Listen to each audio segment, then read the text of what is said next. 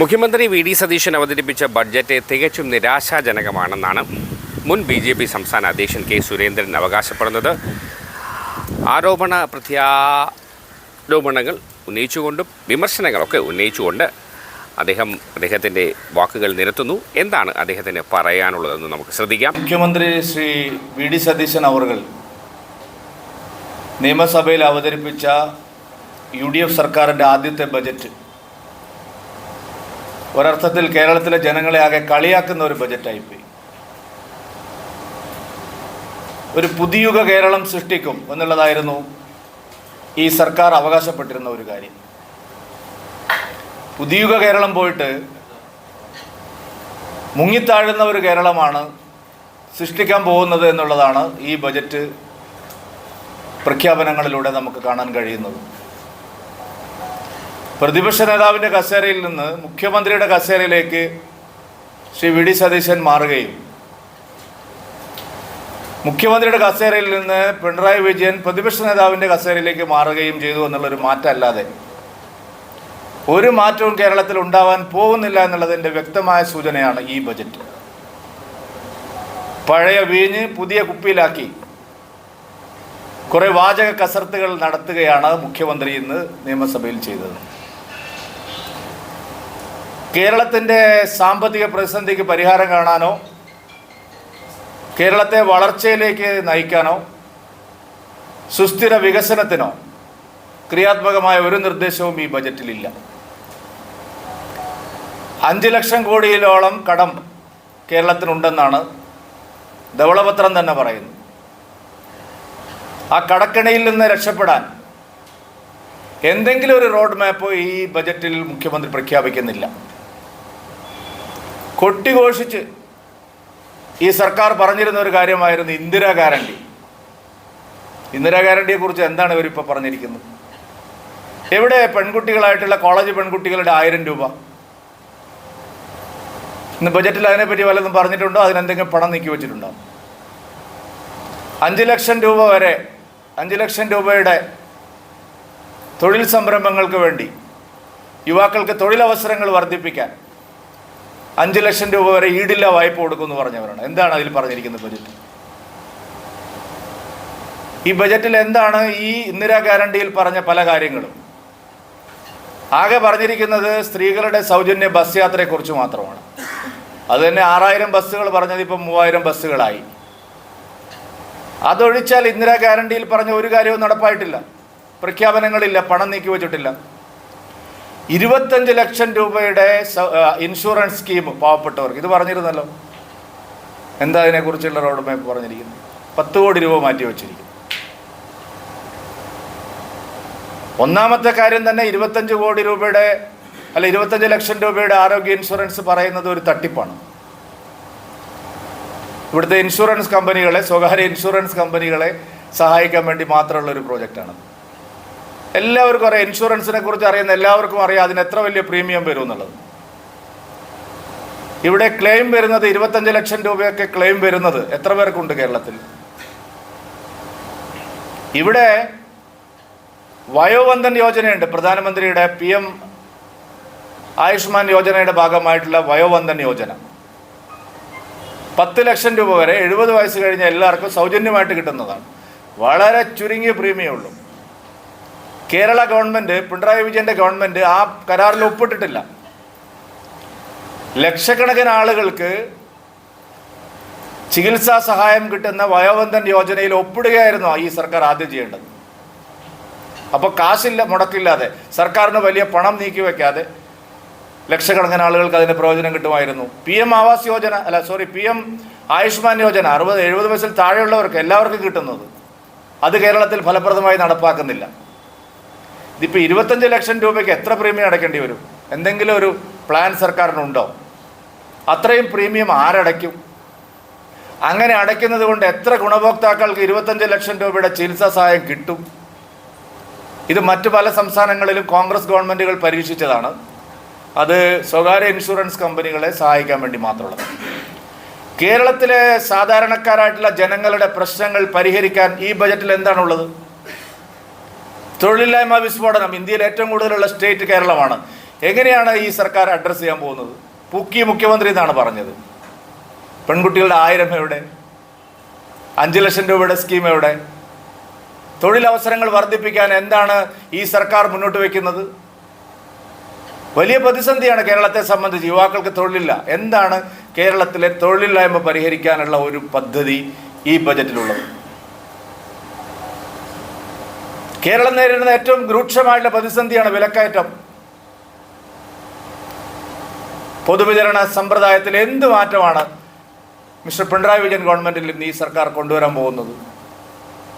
വിപണിയിൽ ഇടപെടാൻ എന്താണ് സംവിധാനം?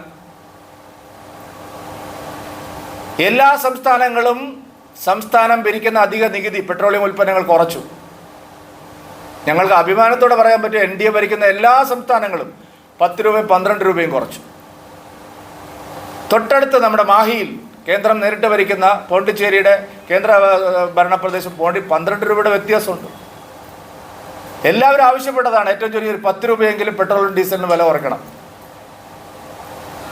ഞങ്ങൾ വെറുതെ പറഞ്ഞതല്ല. 24,600 കോടി രൂപയുടെ കുടിശ്ശിക, നികുതി കുടിശ്ശിക വൻകിട കുത്തക കമ്പനികളിൽ നിന്ന് പിരിച്ചെടുക്കാനുണ്ട്. കാലാകാലങ്ങളായിട്ട് LDF-ഉം UDF-ഉം ഒരു നയാ പൈസ പിരിച്ചെടുക്കാൻ ഈ സർക്കാർ ലക്ഷ്യം വെക്കുന്നുണ്ടോ? ഈ ബജറ്റിൽ എന്തെങ്കിലും ഉണ്ടോ?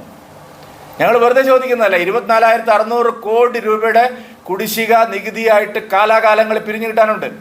ആ കുടിശ്ശിക പിരിക്കാൻ ഈ സർക്കാരിന് മുമ്പിൽ എന്തെങ്കിലും പ്ലാൻ ഉണ്ടോ?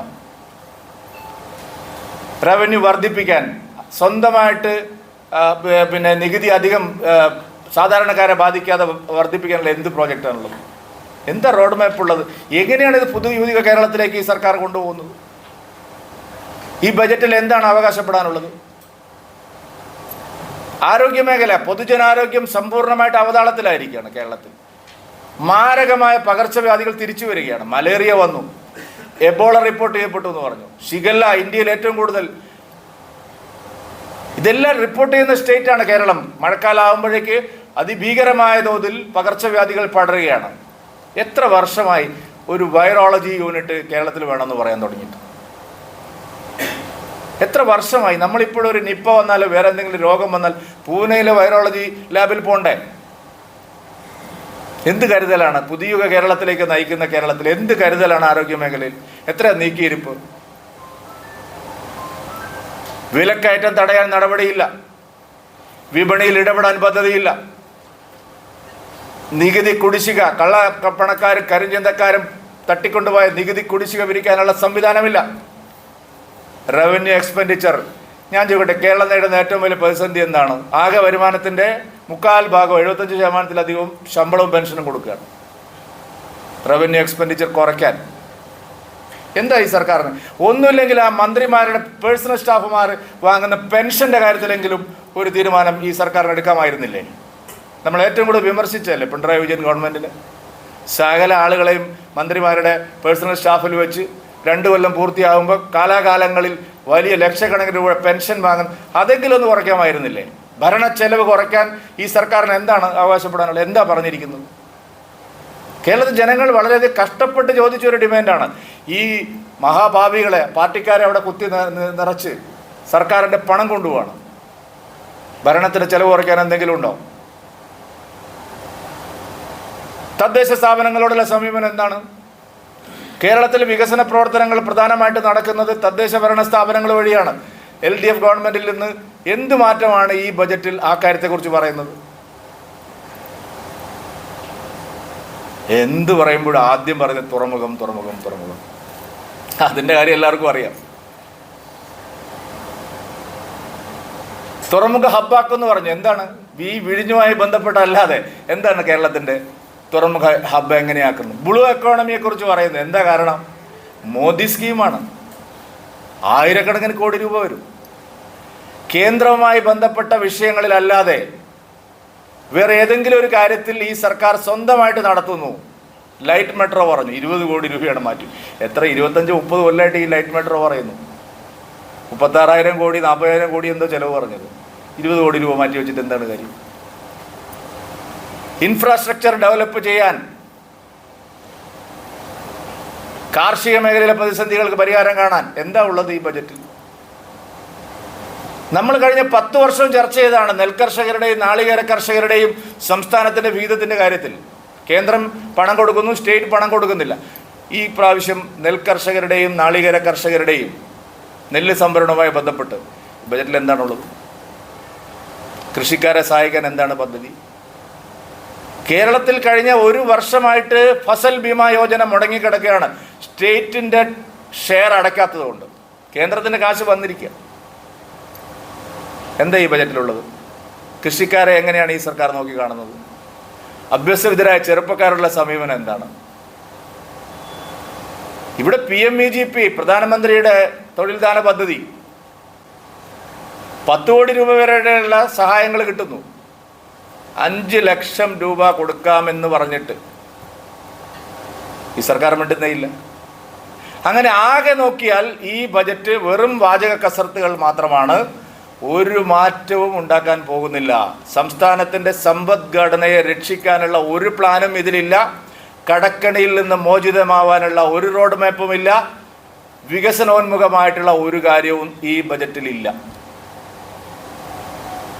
കുറച്ച് പ്രഖ്യാപനങ്ങൾ അദ്ദേഹം നടത്തിയിരിക്കുന്നു. അത് അദ്ദേഹത്തിൻ്റെ ശൈലിയിൽ അദ്ദേഹം പറഞ്ഞു. ബാലഗോപാലിൻ്റെ ഒരു കാർബൺ പതിപ്പ് തന്നെയാണ് VD സതീശനും എന്നുള്ളതാണ് ഈ ബജറ്റ് കാണിക്കുന്നത്. നിരാശാജനകമാണ്.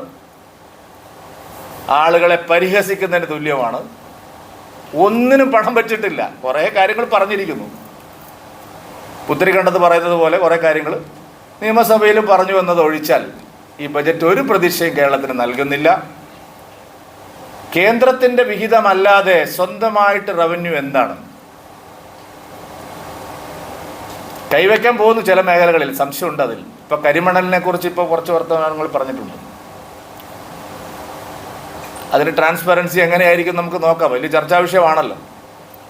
തുറമുഖത്തെക്കുറിച്ച് കുറച്ച് കാര്യങ്ങൾ അദ്ദേഹം വാചാലമായിട്ട് കുറച്ച് ദിവസമായിട്ട് സംസാരിക്കുന്നുണ്ട്. അതിലൊക്കെ കുറച്ച് സംശയങ്ങളുണ്ട് ആൾക്കാർക്ക്. ഇപ്പം ഞാൻ അതിലേക്ക് പോകുന്നില്ല. പക്ഷേ ഈ ബജറ്റ് ഒരു തരത്തിലുള്ള പുരോഗമനപരമായിട്ടുള്ള ഒരു ബജറ്റാണ് എന്ന് അവകാശപ്പെടാൻ കഴിയും.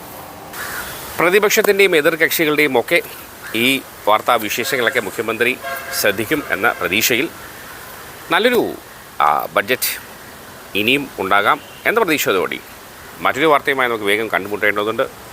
അതുവരെ എല്ലാവർക്കും നല്ലൊരു ദിവസം ആശംസിക്കുന്നു. Good luck.